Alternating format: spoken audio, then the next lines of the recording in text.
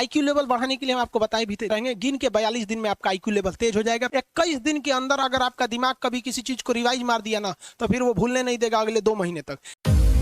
Brain का सबसे महत्वपूर्ण हिस्सा जो होता है सेरिब्रम होता है। सेरिब्रम ही हमारी मेमोरी को कंट्रोल करके रखता है।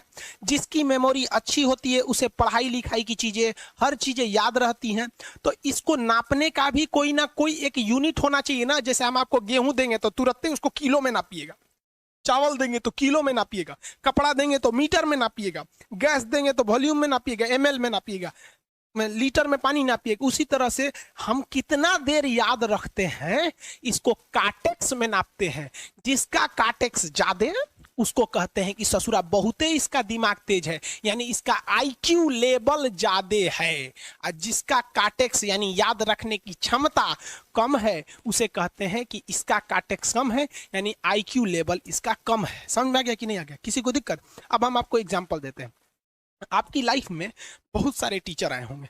कुछ टीचर आपको नोट्स खोल के पढ़ाते हैं। कोनो किताब उताब नहीं है जी? हाँ, कोनो किताबें ना है, खाता बुक वे देना यहाँ, इसी को समझा देते। देख, ये हिसाब किताब वाला किताब है। दिवाली के समय हिसाब किताब फाइनल होता है ना, सबका सैलरी उलरी का। तो कुछ टीचर को देखिएगा ना, तो ऐसे एक किताब लेके रखे रहेंगे लोग और इसी में देख के पढ़ा देंगे। बाबू देखो, नर्वस सिस्टम का 2 पार्ट होता है, 2 ना 3 होता है। नर्वस सिस्टम का 3 पार्ट होता है। ऐसे लोगों का मतलब, ये खाता बुक रख दो भाई, इसका हिसाब दिवाली में हो जाएगा। तो ये ऐसे लोगों का इस आईक्यू लेवल कम है। लेकिन कुछ लोगों को देखेंगे आप, उनको किताब उताब से मतलब नहीं होता। जैसे आप इलाहाबाद यूनिवर्सिटी कभी जाइए तो देखिए, या बड़े टीचर आईआईटी वगैरह जाएंगे, बहुत एकदम टीचर आते हैं आराम से, कोई नोट सोर्स कुछ नहीं, आया पढ़ा रहा है, चालू किया, एकदम मस्त इंजॉय करके चला गया। तो इनका आईक्यू लेवल ज्यादा होता है।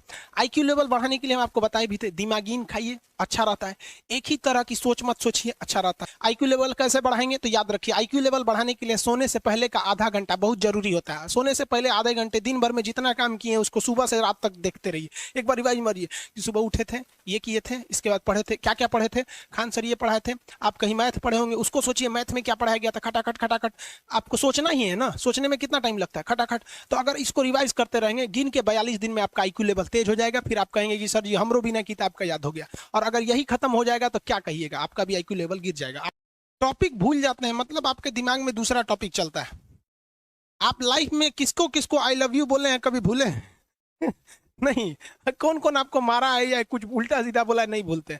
रीजन क्या? आप कितनी बार किसी चीज को रिवाइज मारते हैं। 21 दिन के अंदर अगर आपका दिमाग कभी किसी चीज को रिवाइज मार दिया ना, तो फिर वो भूलने नहीं देगा अगले 2 महीने तक। यानी हर 21 दिन पे उसको रिवाइज मारते रहिए, मारते रहिए, मारते। और अगर हर 7 दिन पे मारेंगे ना, तो वो एकदम फिक्स हो जाएगा, एकदम फिक्स हो जाएगा।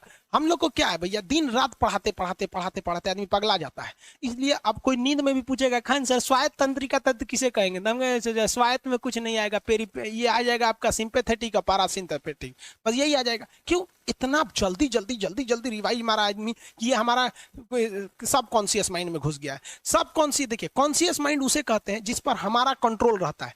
जैसे हमसे कोई पूछेगा कि आप भी अगर पूछेंगे कि खान सर जो 1 हफ्ता क्लास नहीं लिए थे कहाँ थे, तो हम सोचने लगेंगे ये स्टूडेंट है, इससे हर बात क्या बताएगा आदमी कि किस डॉक्टर के पास थे, कहाँ गए थे। नॉर्मल बोल देंगे बाबू थोड़ा सा मेडिकल हेल्थ इशू था इसलिए चले गए। लेकिन अगर मम्मी पापा पूछेंगे तो हर चीज बताएंगे। तो जो चीज हमारे कंट्रोल में नहीं रहता है वो उसे क्या कहते हैं, सब कॉन्शियस माइंड। जैसे कोई हमारा नाम पूछेगा, खटाक से बता देंगे खान सर, समझ में आ गया कि नहीं? ओरिजिनल नाम तो आपको भी नहीं बताते हम लोग यहाँ पे। तो सब कॉन्शियस माइंड में घुसा दीजिए जो चीज। जैसे आप स्टेशन पे उतरिए या बस स्टैंड पे उतरिए, अपने घर जाने के लिए कभी रास्ता याद किए हैं? हाँ, इसके बाद दाहिने मुड़ना है, बाएं मुड़ना। आप फोन पे बतियाते भी चले जाते हैं। तो जब कभी किसी चीज को बहुत बार रिवाइज मार देते हैं तो वो चला जाता है सब कॉन्शियस माइंड में, फिर आपको याद करने की जरूरत नहीं है। सपना कैसे आता है? जब आपकी नींद अच्छी नहीं होती है तब। नींद प्रॉपर लिया कीजिए, नींद में कोई कमी नहीं आनी चाहिए। आप जिस दिन बहुत ज्यादा थके रहेंगे उस दिन कोई सपना नहीं आता है। हम लोग का जब ऑफलाइन क्लास रहता था, सुबह 7 बजे से रात 9 बजे तक पढ़ाता था आदमी, जो ने करवट सोता था उधरे उठ जाता था, सपना का नाम ही नहीं आता था। समझ में आ गया कि नहीं? जब भी आपके बॉडी में ऑक्सीजन की कमी आएगी वो चीज दर्द करने लगेगा। जैसे आप दौड़ेंगे तो आप सांस ज्यादा नहीं ले पाते, ऐसे लेते हैं तो बॉडी में सांस नहीं पहुंच पाता और हाथ पैर में आपके लैक्टिक एसिड जम जाता है, जिसलिए दर्द करने लगता है। तो जब कभी भी मेहनत करने लगेंगे या फिर दब हो जाएगा तो ब्रेन दर्द करने लगता है। दूसरा, कोमा क्या होता है? ब्रेन हमेशा वर्किंग करते रहता है। अगर वो रेस्ट में चला गया तो उसी को कोमा कहते हैं। अब परमानेंटली रेस्ट में चला गया तो मरिए जाएंगे। बेहोशी में क्या होता है कि ब्रेन और स्पाइनल कॉर्ड का संपर्क टूट जाता है। ब्रेन और स्पाइनल कॉर्ड का संपर्क टूट जाता है तो उसी को क्या कहते हैं, बेहोश हो गया है। पानी उनी छिड़केंगे ना तो स्पाइनल कॉर्ड में उसमें संपर्क जुट जाएगा। लेकिन ब्रेन और स्पाइनल कॉर्ड काम ही नहीं कर रहे हैं तो कोमा में चले गए। कोमा को हाफ डेथ कहा जाता है, आधा मरा हुआ व्यक्ति है। जो व्यक्ति कोमा में चला जाता है ना, कोई जरूरी नहीं है कि वापस आएगा ही आएगा। लेकिन बेहोश है तो कोई दिक्कत नहीं, पानी फेंकिए मार देगा। उसको कहते हैं लोग बिहार में, लोग दांत लग गया, फीट मार दिया, पानी फेंकिए सही हो जाता है।